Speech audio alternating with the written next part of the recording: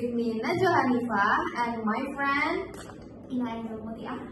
Okay, today we're going to talk about a very relaxed and meaningful conversation that is about self-confidence in learning English. And of course, here I'm not alone. I'm with Sister Ina. Hi Sister Ina, how are you? Hello, Sister Najwa. I'm fine. I'm very well. And thank you in advance because I'm so happy to be here. Okay, I'm so glad we could join this podcast.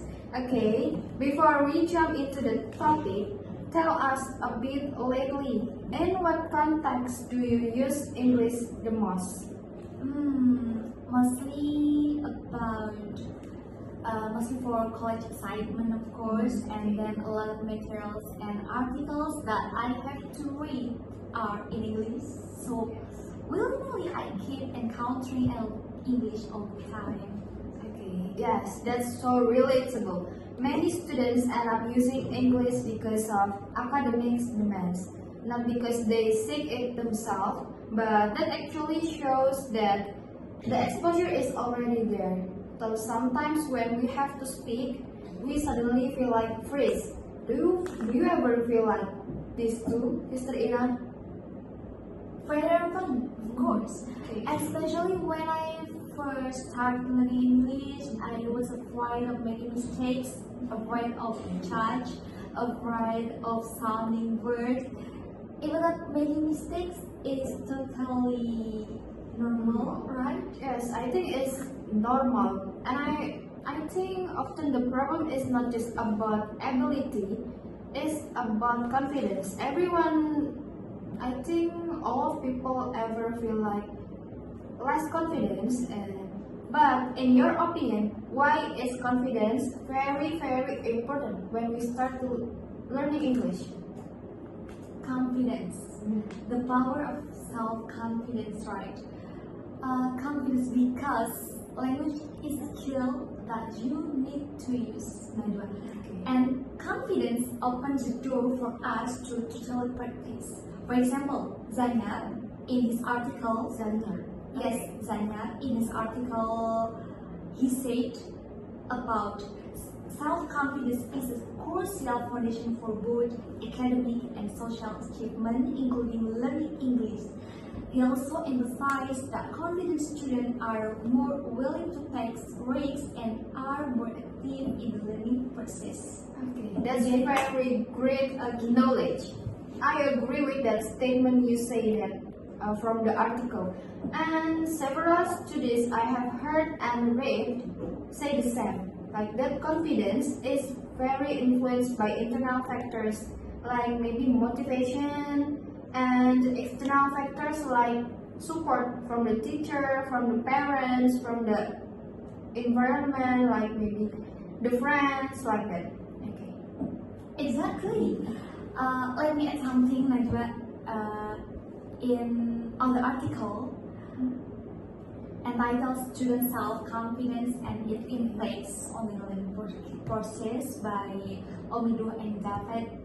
Okay, they are talk about low confidence can trigger anxiety. Okay, low confidence can trigger anxiety and insecurity when learning a foreign language. So that mental block is real. Okay, that's I think relate with the condition right now. Okay, then in your opinion, what are the most effective tips according to your maybe experience to boost your confidence? Okay, step and tips and tricks. Okay. And first, get used to talking to yourself. Okay. Maybe in my opinion, first talking to yourself. Second, find a supportive environment. This aligns with the article that I read about support from teachers, parents, of course, and positive classroom environment can increase students' motivation and self-confidence. And the last, celebrate small progress. Yeah, this is similar to Emily Jensen advised in her TED Talks. She said that one way to build confidence is by constantly celebrating. Okay, so let's celebrate this. Okay, so that's very nice tips and tricks. Okay, the first is talking to ourselves, and then the second is find Yes. supportive environment, Yes, maybe friends, Yes. parents, and the last is celebrate our small progress. Okay. Right now I want to give my little tips and tricks to boost our confidence.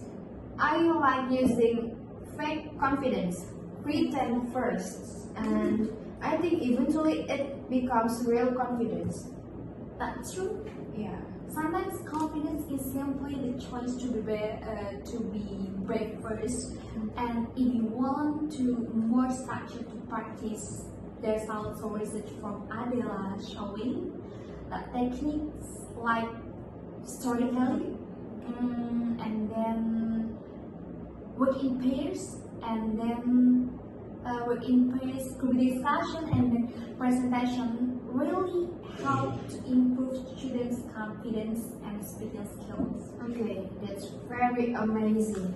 I think our conversation is finished enough, but before we wrap up this podcast, if you could give us one message to be we not feel insecure or scared to speak English. Like, yeah, what would it be? One message. One message. Just one. That's one message. Okay, guys, I want to say part.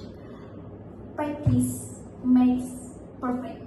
So, okay, practice makes perfect. So, you don't have to be perfect to be started. Okay. Yeah.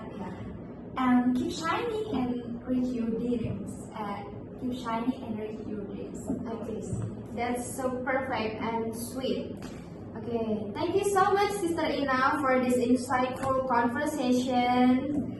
Thank you, Najwa. I'm also really happy to be here. And for everyone who listening this podcast, remember that learning English is a journey, not a race. Slow is okay, as long as you keep moving forward.